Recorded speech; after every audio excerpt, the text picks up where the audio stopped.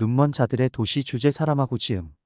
만일 이 세상 모두가 눈이 멀어 단 한 사람만 볼 수 있게 된다면 가장 두려운 것은 오직 나만이 볼 수 있다는 사실이다. 어느 날 한 도시에 갑자기 눈앞이 흐려지며 뿌옇게 되는 실명 전염병이 퍼진다. 첫 번째 감염자는 신호가 바뀌길 기다리던 차를 운전하는 사람이었다. 그는 안과를 찾지만 의사 역시 원인을 파악하지 못하고 그 자신도 그만 눈이 멀어버린다.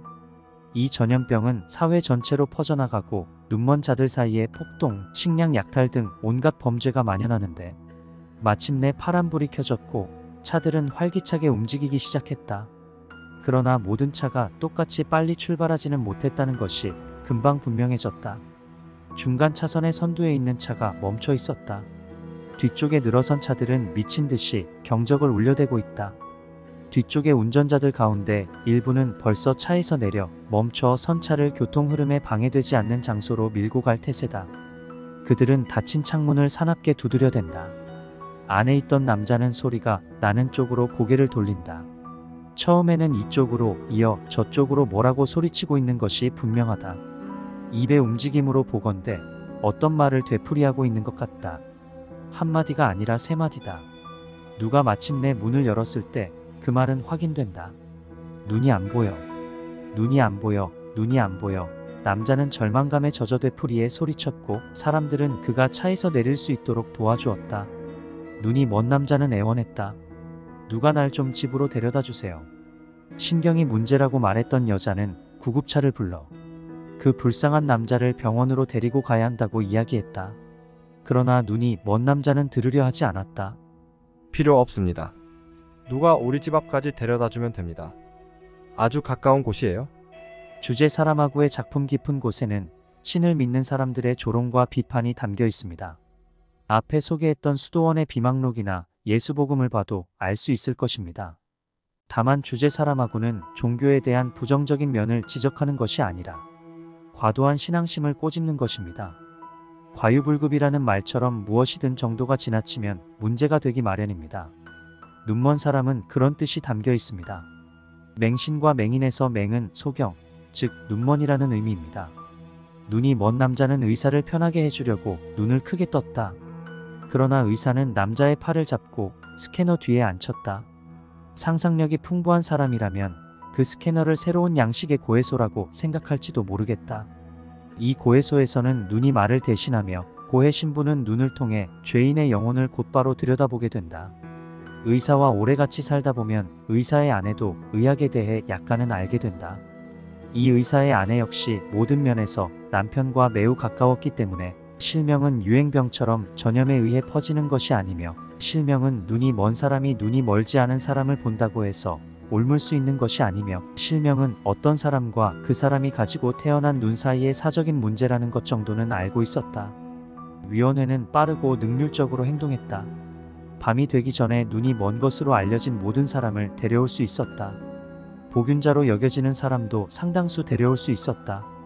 신속한 수색 작전을 통해 시력 상실이라는 불운을 당한 사람들의 가정이나 직장에서 확인하고 찾아낼 수 있었던 사람들은 다 데려온 것이다.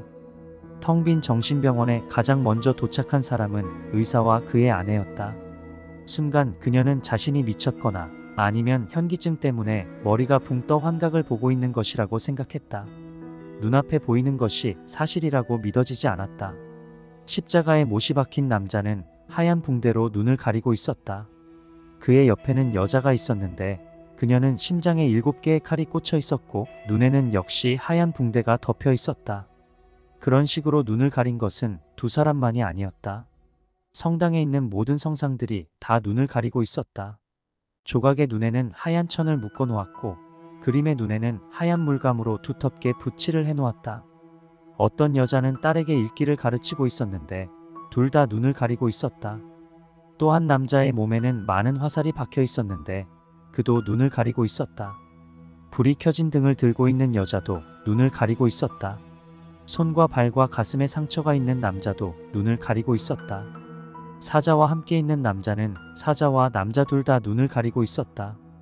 양과 함께 있는 남자도 둘 다 눈을 가리고 있었다.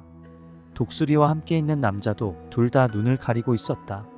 머리에는 뿔이 달리고 발에는 발굽이 달린 남자가 쓰러져 있고 창을 든 남자가 그를 바라보며 서 있었는데 둘 다 눈을 가리고 있었다. 저울을 든 남자도 눈을 가리고 있었다. 하얀 백합을 든 늙은 대머리 남자도 눈을 가리고 있었다. 또 다른 노인은 칼집을 벗긴 칼에 몸을 기대고 있었는데 그도 눈을 가리고 있었다. 비둘기와 함께 있는 여자는 그녀와 비둘기 둘 다 눈을 가리고 있었다. 까마귀 2마리와 함께 있는 남자는 셋 다 눈을 가리고 있었다. 눈을 가리지 않은 여자가 딱 하나 있었는데 그녀는 자신의 파낸 2 누나를 은쟁반에 받쳐 들고 있었다. 난 눈먼 사람들의 세계로부터 이 안으로 들어온 그 사제를 상상하고 있어. 그는 결국 그 세계로 돌아가야겠지. 그 자신도 눈이 멀기 위해서 말이야. 난 닫힌 문들, 텅 빈 성당 그 안의 정적을 상상하고 있어. 난 성상들, 그림들을 상상하고 있어. 그가 성상이나 그림을 하나씩 찾아가는 모습이 보여. 제단에 올라가 붕대를 두르고 저절로 풀어져서 흘러내리지 않도록 매듭을 2번 단단히 묶는 모습이 보여. 그림들이 맞이한 백색의 밤이 더 짙어지도록 하얀 물감을 2번 칠하는 모습이 보여. 그 사제는 모든 시대와 모든 종교에서 최악의 신성 모독을 저지른 사람임에 틀림없어. 그러나 그 신성 모독은 가장 공명정대하고 또 가장 근본적으로 인간적인 것이기도 해. 그 사람은 궁극적으로 신은 볼 자격이 없다는 걸 선포하러 여기에 온 거야. 지금까지 캔디맨이었습니다. 다음 또 다른 작품으로 인사드리겠습니다. 감사합니다.